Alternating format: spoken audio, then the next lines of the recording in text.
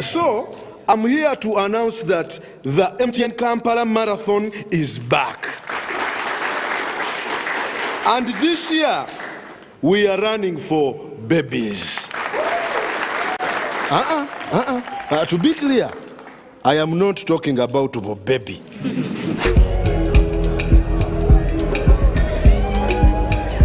No. And neither am I talking about to be baby.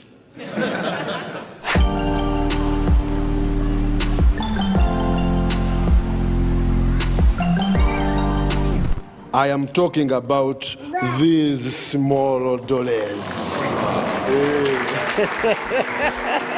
Run for babies in the MTN Kampala Marathon on Sunday, 20th November 2022. Dial *165 *77# or use the Momo app to register.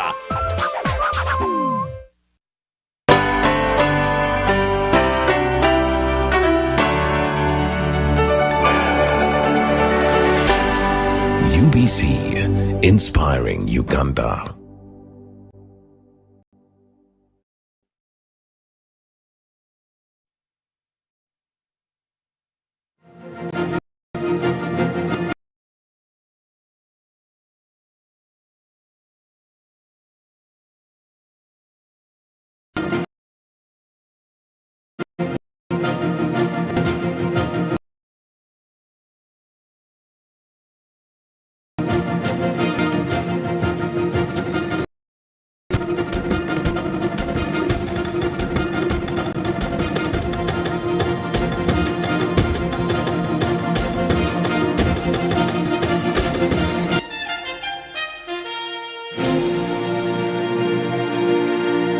Hello and welcome to another episode of the Weekly Business Roundup with me, your host, Wadilo Mark Arnold.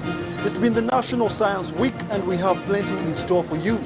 To the highlights of tonight: growth of investment portfolio in energy sector, good for business. Bank of Uganda says there is no cause for alarm as debt hits 80 trillion mark. Cashless payment systems on a sluggish growth in Uganda. For all these and more, stay tuned. It's time for business. Investors intending to capitalize in Uganda are being encouraged to consider participating in the production of fish feeds.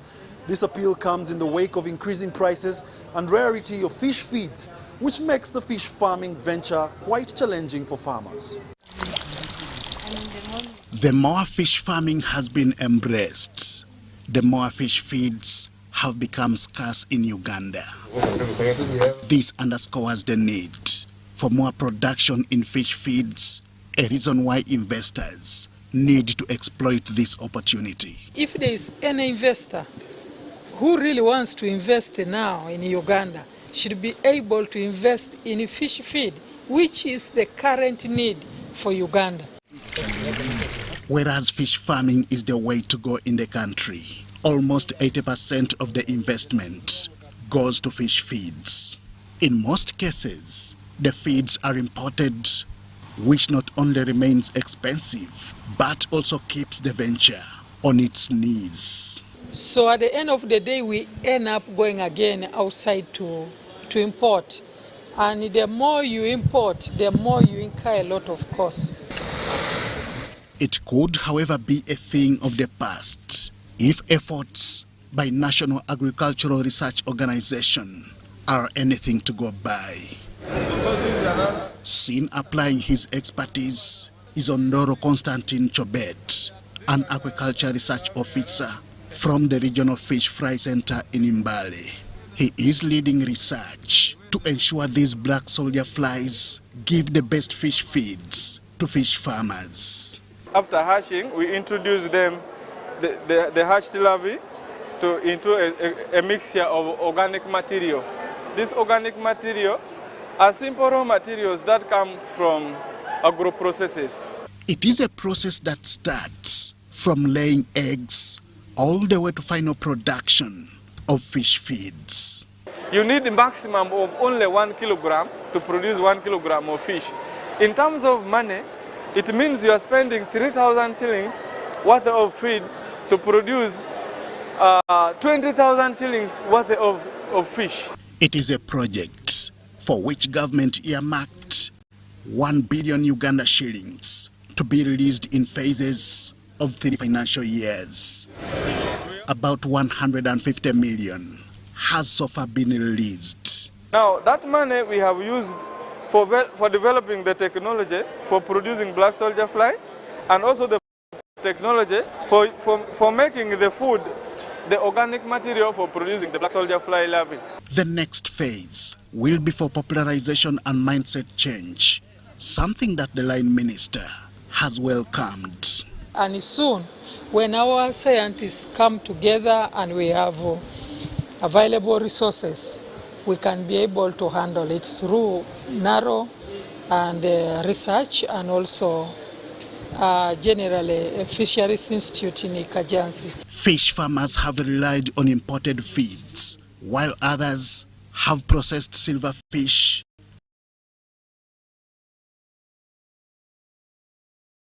and undertakings. It is a challenge that the introduction of the black soldier fly is seeking to address. Henry Okrut, UBC. This is my science. The investment portfolio in the energy sector is expected to increase with the onset of private participation in the transmission segment. Coupled with the commissioning of over 30 generation projects currently in the pipeline, there is big business opportunity. Let's have a look. The electricity regulator has pledged to maximize local content within the electricity supply industry and along its entire value chain, but appeals for flexibility and collaboration. Now this speaks to the BUBU, Buy Uganda, Build Uganda, but also we are speaking to ensure that we don't dollarize the electricity supply industry.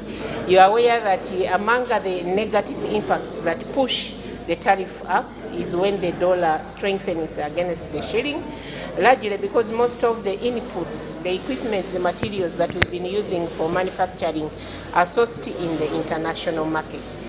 But the key consideration for supply of electricity components, such as high voltage cables and transformers, is anchored on quality, availability and affordability.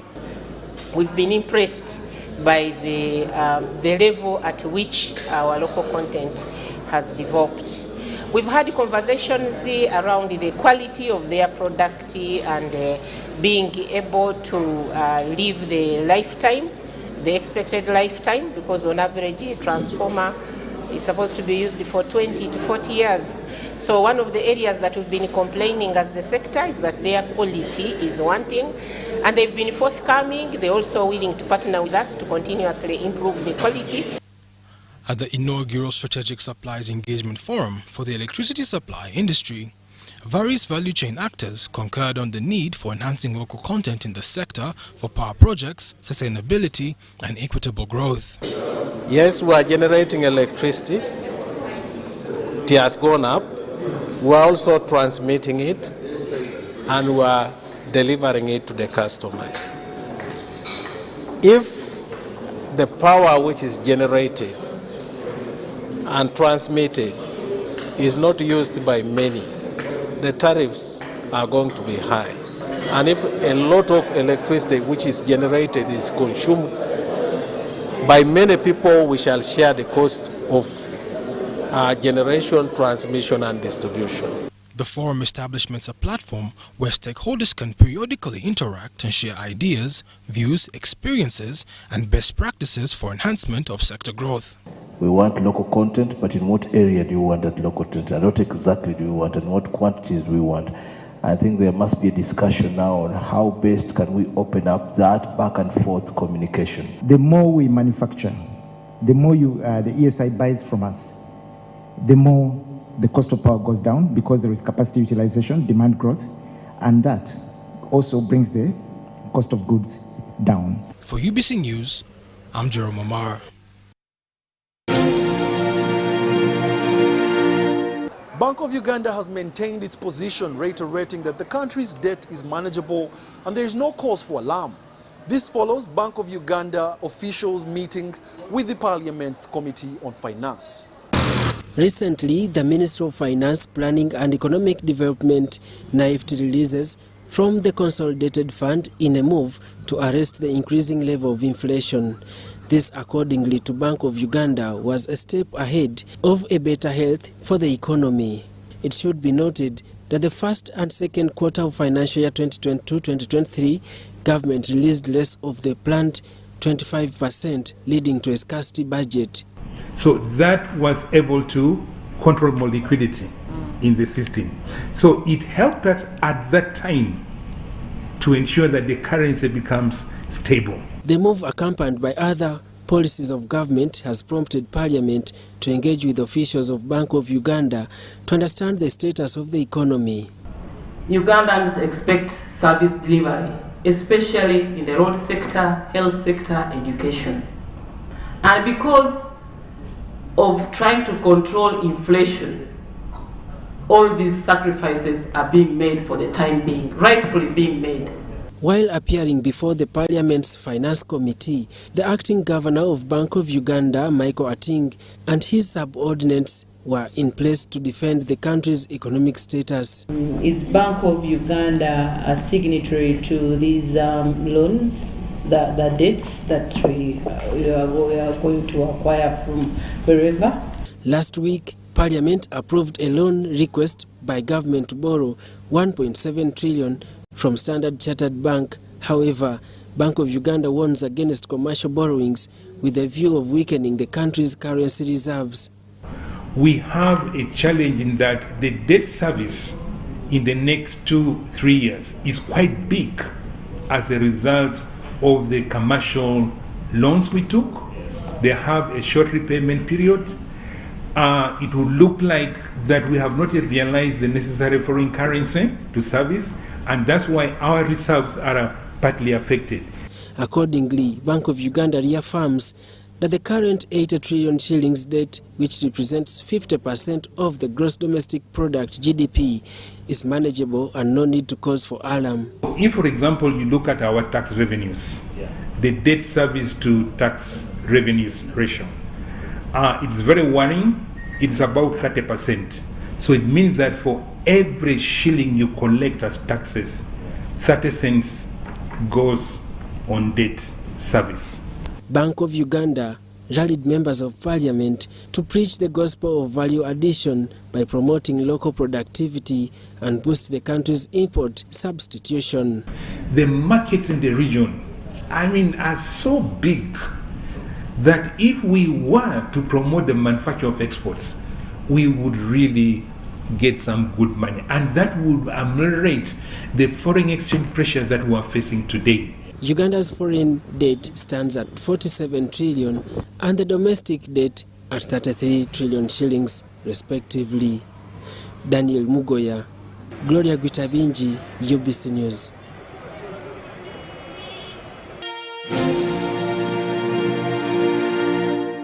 Cashless payment methods are steadily gaining ground in Uganda, but at a slower pace compared to other regional countries. Adoption of electronic payment methods tops the agenda of financial sector players, says Isao Otika from Pesapal, Uganda. Pesapal was founded in Kenya, started in 2009. Currently we're in about 7 African countries. In Uganda we started operations in 2013. So far it has been really great. We focus on collecting payments from customers. We make it easy for businesses to accept digital payments. So if you've ever paid with mobile money, card, we are one of the service providers that enable that to happen. Of course, COVID-19 pandemic. Then we do have, of course, the Ebola. We just have a surge of Ebola cases in Uganda.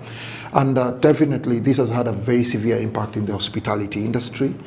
We know a week or two ago, we had an engagement at the Kampala Serena Hotel with the players in the hospitality industry. Maybe if you can just give us an insight of what was this, all this discussion all about, or the engagement about, and how do you fit in as far as the revival of the hospitality industry, hotel and hospitality industry is concerned? It is true that the hospitality industry was really hard hit. So the last event we had was to see how can we enable the players in the hospitality industry, the hotels, the restaurants, how do we enable them make use of technology to overcome some of these challenges. So the focus was more on information. So technology is a very scalable way of sharing information. It is available 24/7. So the players are able to reach out to their customers, to their guests, to communicate the details of safety within the area. You might find Ebola is only in a small area, Yes. but across the world, people think it's all over the country. So it's with technology now, hotels are able to communicate that it is actually okay. We can pick you up from the airport with our private van. Okay. When you come to the hotel, there's contactless check-in, so you don't have to interact with so many people. You've talked about the issue of embracing technology. You've talked about awareness, but it reaches a point where you think like we do have to go an extra mile to have people embracing technology, because I mean, in this society, we realize cash is the in thing. So how far can we go, and which kind of approach can be effective in terms of getting everyone on board, because we know all the advantages that come with this?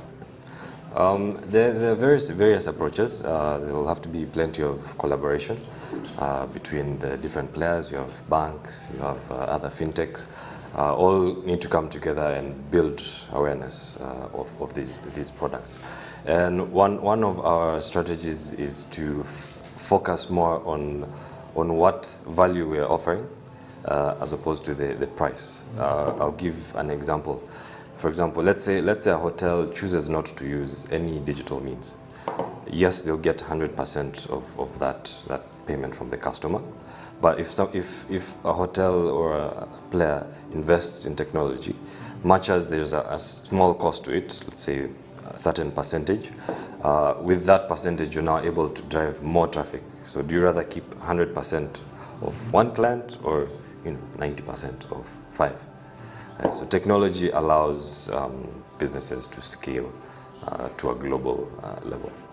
You can see almost everywhere you go now, you can pay with mobile money.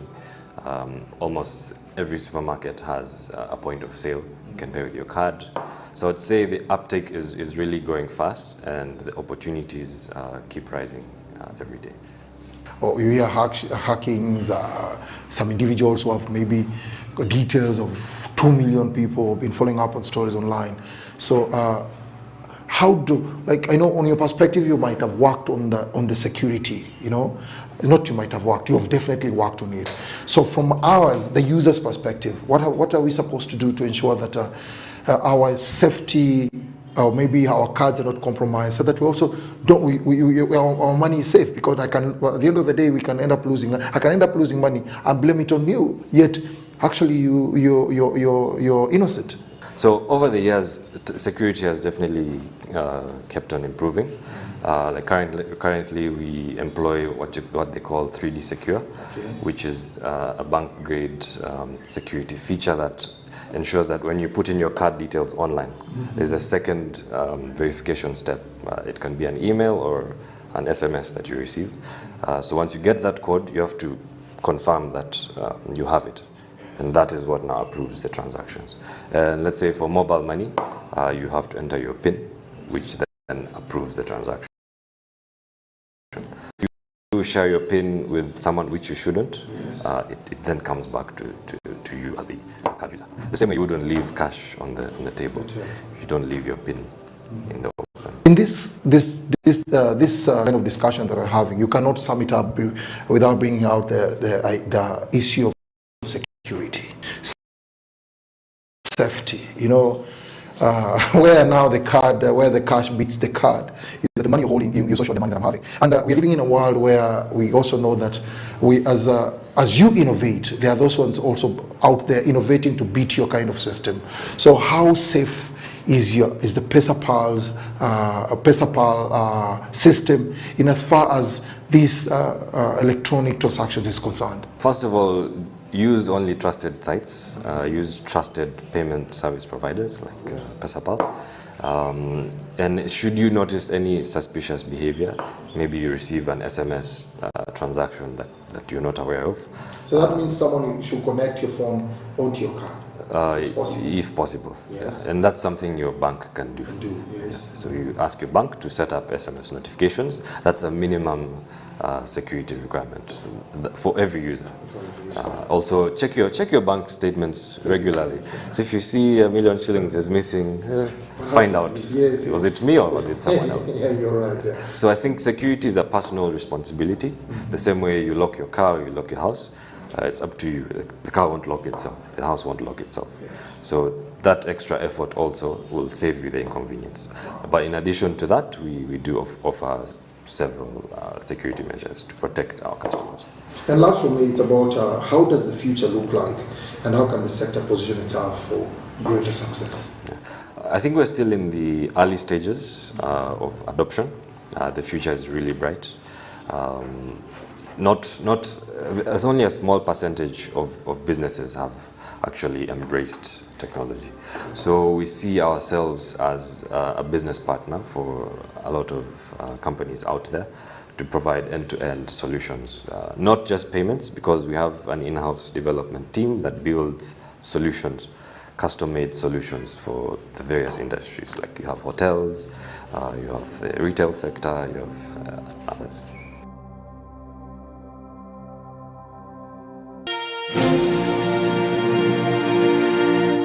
Egypt is bracing for the resumption of grain shipments from Ukraine. Since the beginning of the Russia and Ukraine war, the country has faced significant shortage of grain. Egypt consumes 21 million tons of wheat a year. Over 12 million of the wheat is imported mainly from both Ukraine and Russia. But officials in Cairo have downplayed the impact of the recent breakdown of the UN-brokered grain deal between the two major suppliers. Up till now, the effect is not highly pronounced. There is a trend that is going to be increased a little bit. But how much, it depends on the handling from the other sources. And as I said, the reserves up till now, we have more than 5 months reserves, which are very, very safe and very good. Egypt has just signed off a $2 billion loan from the International Fund for Agricultural Development to cover the hike in global commodity bills. Authorities have also adopted a strategy to ensure the availability of its strategic commodities. Egypt now imports from 22 nations without total dependence on Russia and Ukraine, as was the case before the crisis. We had a good harvest season in the last few months, and we also built numerous silos to prevent wastage during transport and storage, which used to account for 30% of production. All these measures are aimed at reducing risk. The government is also considering cultivating crops in African neighboring countries to be sent back to the local market. It is a good option because there are huge plots of arable land, and it depends on rain rather than irrigation. Therefore, expenses are much lower as we already have scarce water resources.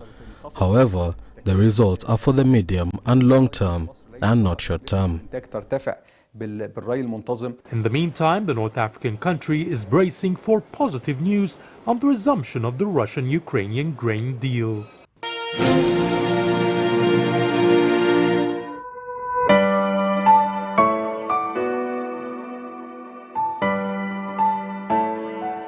We have similar products because the economy of Vietnam is the same like economy of Uganda. So we are going there to see how they are adding value to get more income from their products. For example, coffee. How are they adding income on coffee? I know at Vietnam airport, for some of you who will go there, a 200-gram tea costs $70 because they have added value. The biggest challenge in the African economies, including Uganda, is that we are not adding value. Really, that is the reason. We have similar products. They have cassava, they have coffee, they have tea. We have, and actually our tea, our coffee here is of high grade. But what is the challenge? The challenge, we are not adding what? Value.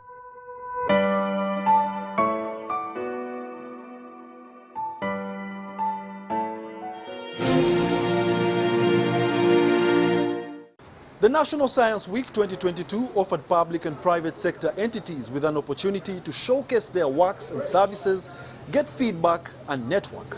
Various international and local technological developments and innovations were on display.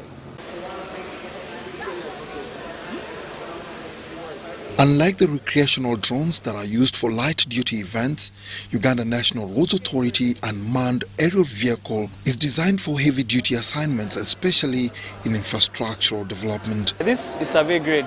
Survey grade means everything about it. The precisions are really survey grade, millimeter precisions. So the GPS sensors on this, when we connect it to the base, we are doing millimeter precision. So the images that we get out of it are georeferenced to that millimeter precision, and that's what we use to generate the 3D point clouds. We do roads, we do bridges, we run ferries as well. So this is for surveying initially, monitoring construction progress, monitoring post-construction, initial surveys for design. So this for us is our airborne surveyor, if you want. Our surveyor who is flying in the air gets us everything that we need for all the different roles we have. The airborne surveyor was one of the crowd pullers at the National Science Expo. As a typical UAV, you have the flight possibilities. So you have motors there with this. These are its wings, so it's a copter. So with propellers, you have your sensors up here for GPS, IMU for inertial measurement unit. In here, just to tell you the roll, the pitch, the yaw, its orientation really in 3D space. This is the sensor, the camera. When we are flying with the camera. But we could switch this out for a LiDAR sensor, which shoots. Yes, it's a high-end camera, this one, yeah, because ultimately you want to get pictures that have very high megapixels, very high resolution images to get very good 3D point clouds. Yeah, that's the controller. Let me just get this. This is our controller. It's typical controller as any other, but it just has a custom-built tab. How often do you use this? Well, Skye is always in the field. Okay. Yeah, he always works. He runs 6 batteries every single flight, so we have suitcases of batteries. So we go to the field with 72 batteries and you can run 9 flights, 6 flights, whatever flights you want really, as long as you don't run out of juice. Okay. Yeah. So Yundra alone uses this? We have a second one, yeah, these are our typical guys. Okay. Yeah, sure. Well done. Yeah? Good equipment. I think I'm sure you have very qualified pilots. We are the pilots, yes. And we have, but you don't have a permanent license anyway. Oh yeah. So every time you're going to do a mission, CA approval, UPDF approval, police approval. Yeah. Every other time. Every other flight, because yeah, this is not your typical recreational UAV. Yeah. Officials from the Standard Gauge Railway Uganda were also on ground displaying their futuristic and cost-efficient electric train. Another critical thing about the SGR is that it will be electrified, unlike the old system which was diesel. Of course, electrification has its advantages, among them more power, more efficiency, more speed. But also critical is that with electricity we do not have carbon emissions. Although the SGR project Uganda phase was halted due to financial constraints, there is still hope that the project will be re-energized in the near future. The project is basically planned to reduce the cost of transport, but also increase the efficiency of transport. Right now, it may take you about 14 days to get a container from Mombasa to Kampala. But with the standard gauge rail project, with the efficiency that we are talking about, it will take you about 24 hours. Electric trains are some of the bulk transport means of transport that are regarded eco-friendly and revolutionary. There was a lot of innovations to see and learn at the Science Week Expo. Thousands of people who turned up can attest, and for some of you who missed, keep your hopes alive. There will be another opportunity in 2023. Dennis Igawa for the Business Roundup. Thank you for being a part of this weekly Business Roundup episode. My name is Wadilo Mark Arnold. But before we go, I'd love to leave you with some words of advice. In any negotiation, make sure you have a certain level or threshold of leverage, because it's only then that any deal might matter to you. Otherwise, thank you for being a part of this episode. Catch you on the next one, same time, same place. From the team, I must say good night.